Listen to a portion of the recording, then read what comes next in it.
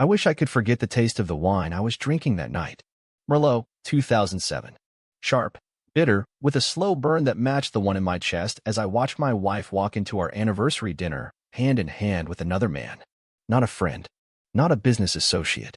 A tall, smug son of a bastard with tailored sleeves rolled just enough to show off his gym-forged arms in a Rolex I probably paid for indirectly. And the worst part? She wasn't ashamed. No. Madison looked right at me and smirked, like this was her moment. He's everything you could never be: power, passion, and presence, she said with venomous elegance, her voice slicing through the air like piano wire. Accept it or vanish. She didn't shout. She didn't cry. She delivered the betrayal with champagne on her breath and a diamond around her neck that I put there. I think the room went silent. I'm not sure. My ears rang. My world narrowed. I didn't respond. I just stood up, straightened my jacket, left the cash for the dinner neither of us would touch, and walked out. Out of that restaurant. Out of that life. Out of every damn thing I'd built for the two of us over 12 miserable years. I vanished. Literally. No goodbye. No divorce papers. No warning. I drained every account she didn't know about, sold the company I co-founded before our marriage, and slipped off the radar. I was done being Mr. Madison Taylor. I burned him down to ashes. For the next decade, I disappeared from the world without leaving a trace. No calls. No emails. No social media. Let them think I was dead. It was better than admitting I had been nothing to the woman I built my life around. But I didn't crawl into a cave. I transformed. I became someone new. New name. New empire. From a broken man with a shattered heart to a silent storm in a tailored suit. I made my millions, no, tens of millions, quietly. Legally. Ruthlessly. And then, when I was ready, I came back. Not to forgive. Not to beg. Not even to reclaim what was mine. I returned with a plan. Madison had no idea the man she humiliated in front of strangers would someday own the very hotel where she now hosted charity galas with her new husband. That man, Logan Pierce. I made sure their invites went through my assistant. I watched them clink glasses, smile for the cameras, and talk about success while they stood on the foundation of the man they thought was long gone. Me. Until the night I saw something that changed everything. I hadn't planned to confront her yet. That night, I was just watching from the penthouse level, a silent king overlooking his stolen kingdom. But then she walked into the service corridor near the kitchens alone. I followed, staying in the shadows like a ghost. That's when I saw it. She wasn't calling her husband. She was whispering into her phone, her voice frantic. No, not tonight. I told you, Logan can't know. Meet me after the speech. And for God's sake, don't wear that chain to the one I gave him. I don't want reminders. Him? She wasn't cheating on me anymore. She was cheating on the man she cheated with. And that was the moment I realized. Madison wasn't just a liar. She was a black hole in heels. Every man that got close to her disappeared, his dignity, his wallet, his soul, gone. But I wasn't a man anymore. I was a weapon. This wasn't about heartbreak now. This was war. And it all started that night, when the woman I once loved looked me in the eye and said, "He's everything you could never be." That's where she was wrong. Because now, I was everything. And she had no idea what was coming. I thought the worst was behind me. But the truth? That night, the dinner, the insult, the smirk, was just her opening act. The real betrayal came later. Piece by piece, like glass in my shoe, invisible until it bled. I spent weeks watching her from the shadows. Not like a stalker, more like a ghost with unfinished business. I had access to everything. Her schedule, her phone records, even her private messages. Money gets you doors. Silence lets you walk through them unnoticed. What I discovered wasn't just infidelity. It was architecture. Madison had been building this betrayal for years. I went back through old receipts, hidden emails, and even surveillance I had installed before I vanished, cameras she never found. It turned out the man she brought to that dinner, Logan Pierce, wasn't just a new fling. They'd been seeing each other for over 18 months before that night, during our vacations, our therapy sessions, while I was busy fighting for a promotion to support her boutique startup. Hell, I remember once, she told me she was taking a solo self-care retreat to Palm Springs. Even made me pack her bags. Guess who paid for the luxury suite Logan was already checked into? They made a mockery out of my loyalty. But what cut deeper was the pattern. Logan wasn't her first. There were others. One of them, Daniel Whitaker, was a client of mine. Another, a bartender from our country club. Even a delivery guy who sent her flowers addressed to him. I remembered asking her, "Who's M?" She said it was a nickname from her college days. Lie. Everything was a lie. And it wasn't just the cheating. It was the way she twisted the truth until I didn't know up from down. Every time I felt something was off, she gaslit me. "Oh please, Jason, not this again. Maybe you should talk to someone. Just because you're insecure doesn't mean I'm doing anything wrong." God, she made me question my own instincts. But the evidence was undeniable now.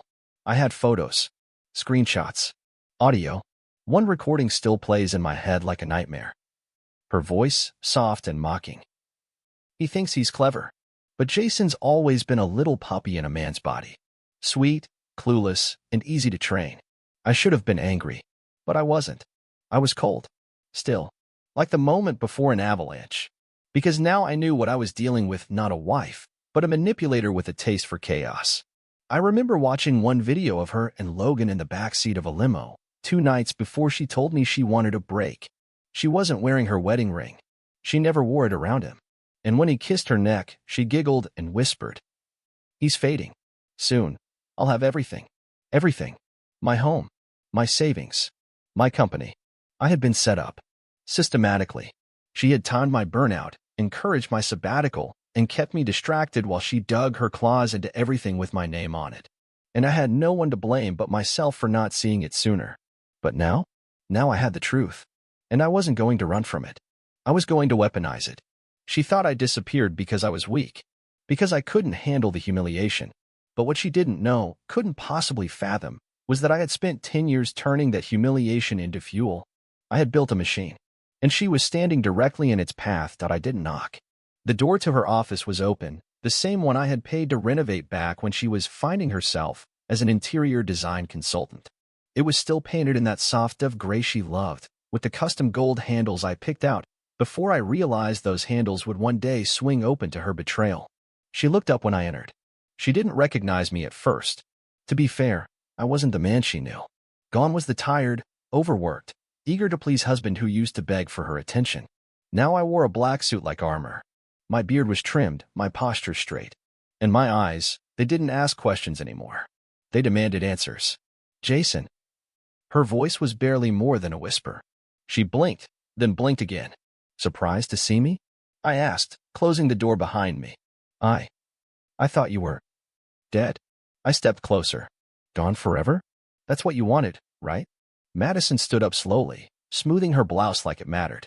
"Jason, look, I don't know what you think you saw, or heard, or—" "You brought your lover to our anniversary dinner," I said calmly. "That's not a misunderstanding, Madison. That's a statement." She hesitated, then did what she always did when cornered. She turned into the coldest version of herself. "You abandoned me," she snapped. "You disappeared without a word. You think you can just walk back in and out?" No. I held up a hand. "You don't get to rewrite history. I walked away after you humiliated me in public. After you grabbed that bastard's hand like I was the waiter." Madison crossed her arms, but her voice cracked slightly. "Things weren't working between us. You were distant, obsessed with work. Logan, he made me feel alive again." "Right," I said, letting the bile rise just enough to flavor my words. "Because nothing says rebirth like screwing the guy I once mentored at a charity dinner." Her jaw twitched. She didn't deny it. "You think Logan was the first?" I continued. "I know about Daniel, the bartender. Even that delivery guy, Josh, was it?" Silence. Just for a beat. Then she gave me that same condescending smirk I remembered from the restaurant. "Congratulations," she said. "You finally grew a spine." "I also grew a bank account," I replied. "The hotel you held at Gala in last month?" "Mine." "The property management firm Logan's been negotiating with?" "Mine." "The publishing house that denied your proposal this week?" "Guess who owns 51%? Her smirk cracked. "I disappeared, Madison, not because I was weak. I vanished because I needed time to become something you can't manipulate. And now, I'm not here for revenge. I'm here to watch you." "To watch me?" "What?" "Fall," I said. With style. She tried to slap me. She really did. Her hand came flying up like we were on some soap opera, but I caught her wrist midair and held it, not with violence, but with finality. "That won't work anymore," I said softly. "You don't get to control the narrative." Then I leaned in, just enough so only she could hear me. "You thought you were playing chess. But sweetheart, you're just one of the pieces." I dropped her wrist and turned to leave. And as I opened the door, I saw it in her eyes, not fear, not regret, but something worse, panic. Because for the first time, Madison realized she had no idea what was coming next. The drive home, if I could call it that, was silent. I wasn't going back to a house filled with memories, shared laughter, or framed photos of fake smiles. No, I lived in a high-rise penthouse now. No personal touches. No warmth. Just cold steel, black marble, and the kind of view that made people think you'd made it. But success was sterile. And silence, brutal. I poured a drink, neat, and stood by the window, watching the city flicker below like it was mocking me. The confrontation had ended, but the war inside me had only just begun. At first, it was rage. Not the kind that explodes in fists and shouting, but the kind that simmers, deep, slow, patient. The kind that rewrites your heartbeat. How many nights had I laid awake wondering if I wasn't enough? If I worked too much, listened too little, loved too hard, or not hard enough? She made me feel like I was the problem. And God help me, I believed it. She was that good, gaslighting me with such delicate precision, I thought I was lucky to have her. Now I saw it all for what it was, a well-rehearsed act. Every "I love you" had an expiration date. Every kiss was a diversion. Every intimate moment was a transaction. That realization didn't break me. It unchained me. I started replaying it all, backward, like a film reel cutting in reverse. The way she'd pull away when I touched her in bed, claiming she was tired. How she'd spend more time with girls from Pilates than with me on weekends. The sudden interest in self-care weekends and business brunches that I never questioned. I was such a damn fool. But underneath the anger, another emotion clawed its way in. Grief. Not just for the marriage, but for the man I used to be. I missed him, that hopeful version of myself who believed in promises, who thought love could survive the storms. That man was gone now. He didn't survive the night she walked into our anniversary dinner holding another man's hand like I never existed. And then came the sadness. Not for myself, but for the years wasted. The chances I passed up, the places I didn't go, the friends I pushed away to prioritize her. She didn't just cheat on me with another man. She cheated me out of my own life. That night, as I sat in that dark room, the drink untouched, I finally cried. Not loudly. Just a single tear. But it was the first honest emotion I'd let surface in a decade. And after it fell, something in me shifted. Acceptance. The worst had already happened. The betrayal. The humiliation. The years lost. I had nothing left to fear. From this point on, every step I took would be mine alone. I wouldn't let her infect another corner of my mind. I wouldn't let Logan, or whichever poor soul she cheated with next, occupy a second of my thoughts. They were parasites. And I was done being the host. But I also knew this. I wasn't going to just move on quietly. No, I'd built an empire. I had power. And now, I had purpose. Because while pain fades, lessons burn permanent. And I had one final lesson to deliver, not just for Madison, but for any man out there questioning his worth because of a woman who plays him like a puppet. You don't recover by begging. You recover by rising. The next morning, I stood in front of the mirror and barely recognized the man staring back. Not because of the tailored shirt or the watch worth more than my first car, but because of the calm behind my eyes. There was no rage, no panic, just decision. I had already won in silence. But now, I needed to decide what kind of victory I wanted, one that made headlines or one that left scars.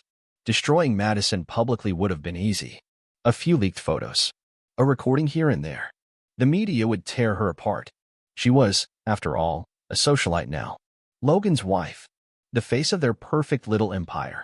But I didn't want a scandal. I wanted closure. And that meant going back to where it all began. The house. Not the penthouse I lived in now, the house we once shared.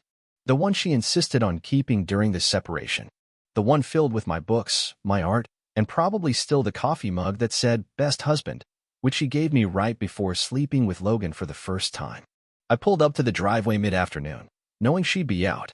Her calendar was still synced to the old smart system, a small oversight in a web of arrogance. Stepping inside, it was like walking into a museum of lies. Nothing had changed. Same floral curtains. Same scent of vanilla candles. Same framed photos of us smiling through dead eyes. I didn't come to steal. I came to erase. One by one, I packed up everything that was mine. My father's watch from the top drawer. My old journals from the attic. Even the dusty guitar she once said was cluttering the corner, the same guitar I wrote a song for her on during our engagement. I left the rest. The memories. The pain. the ghost of the man she destroyed. Before I left, I did one last thing. I sat at the kitchen table, the same place she once cried when I got her the wrong smoothie, and wrote a letter. Not for her. For Logan. Logan, you never stole my wife. She was never yours to steal. You got her body. I got the truth. You think you've won. You haven't. You'll learn, just like I did, that nothing she touches stays whole for long. Her affection is conditional. Her loyalty? A joke. And when it happens, when you catch her whispering to someone else, saying he makes her feel alive again, remember this letter. Because by then, it'll be too late. Jason. I left the note in Logan's office drawer, tucked between contracts I knew he never read. Then I walked out and never looked back. Driving away, I realized something strange. I wasn't angry anymore. I wasn't broken. I was free.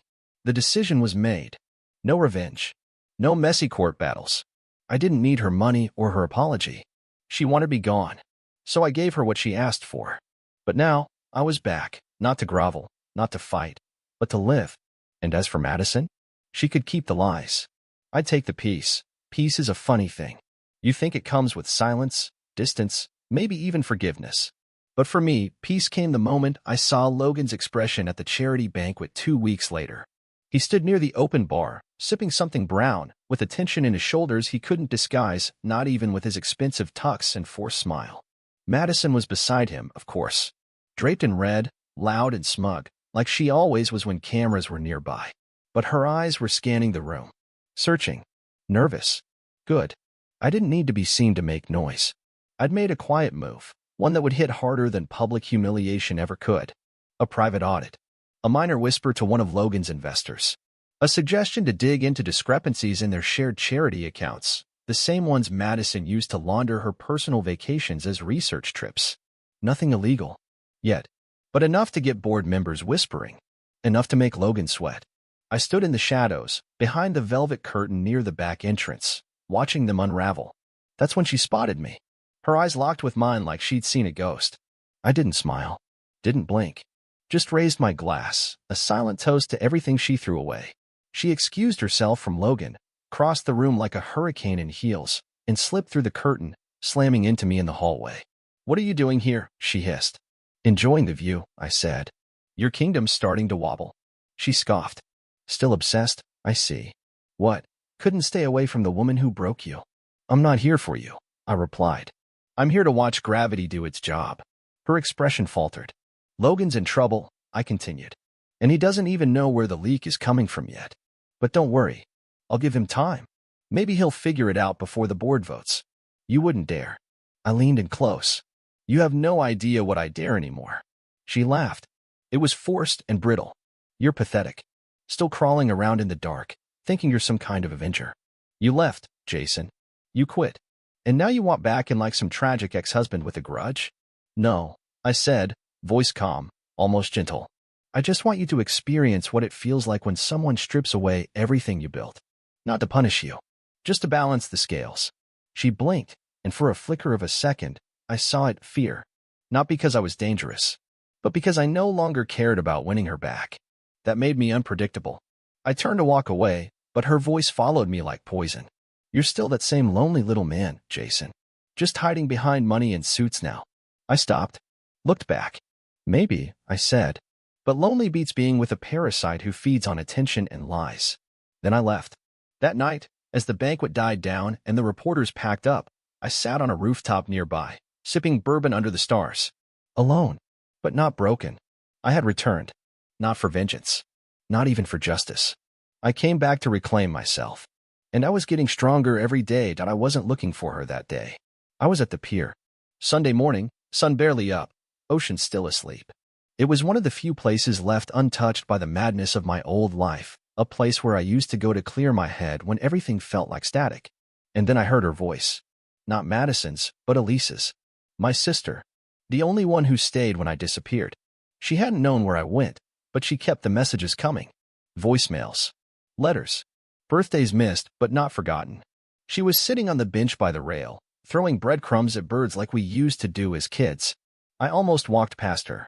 But something in me shifted. I hadn't talked to her in 10 years. Not because I didn't want to, but because I couldn't face the shame, the embarrassment, the failure.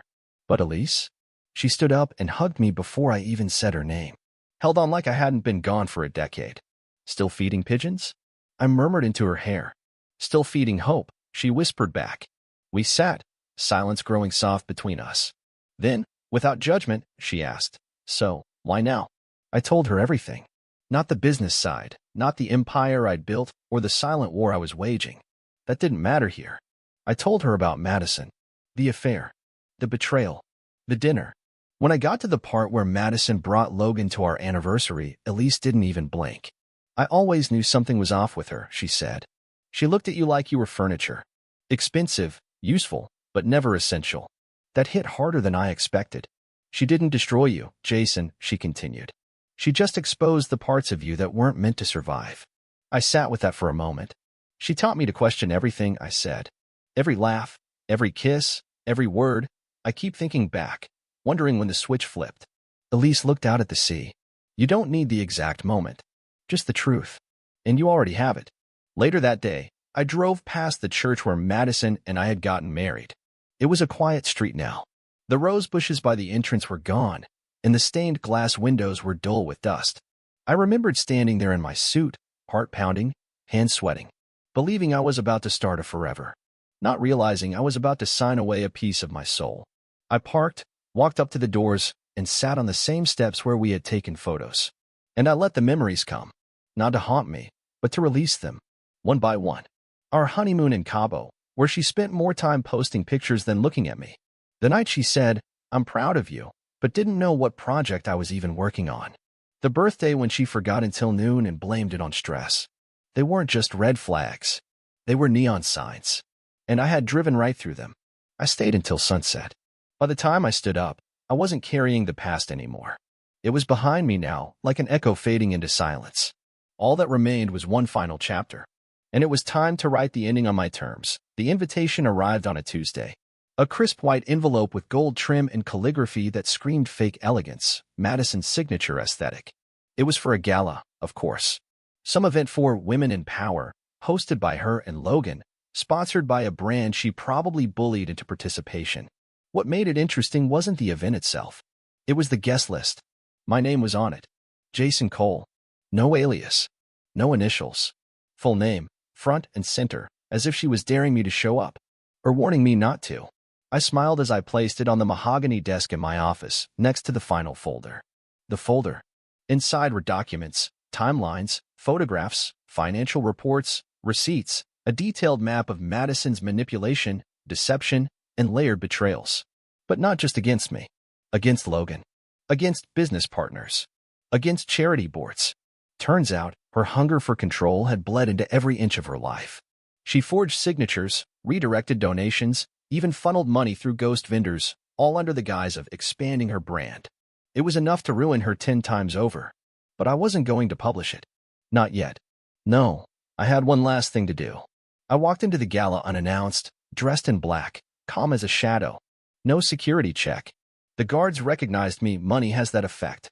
I nodded, passed them by, and slipped into the ballroom just as the lights dimmed for the opening speech. There she was, Madison Pierce. Hair curled like a crown, dress painted onto her skin, smile sharp enough to draw blood. And Logan beside her, looking every bit the polished puppet. As she stepped up to the microphone, I stood quietly at the back, watching. No intention to stop her. I wanted her to speak. I wanted to see how many lies she could stack before the whole thing came crashing down. But as she spoke about integrity and building a future for women, a wave of detachment washed over me. She was irrelevant now. Her voice didn't cut anymore. Her power was paper-thin.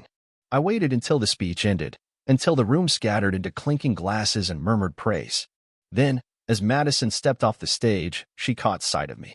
Her face froze. I gave her a polite nod and handed her an envelope. Inside was the folder. Everything. She didn't even open it. Not there. She just stared at me like she'd seen her own reflection crack. I'm not here to ruin you, I said. I'm here to show you what you are. Her lips parted. No sound. I leaned in. You always said I was weak. That I vanished because I couldn't handle you. The truth is, I vanished so I wouldn't become you. She laughed nervously. And now what? You're the moral compass. No, I said. I'm the mirror. You're welcome to look. Or not. Then I turned and left. No drama. No speech, no fire. I didn't need to destroy her. She'd already done that on her own. All I did was give her the chance to watch herself fall. Back in my apartment that night, I opened the window and breathed in the city, not as a man escaping a nightmare, but as a man finally awake. I wasn't the victim anymore. I was the survivor. And if I could speak to any man who's standing in the middle of his storm, wondering if he'll make it through, here's my advice. Disappear if you must. But when you come back untouchable.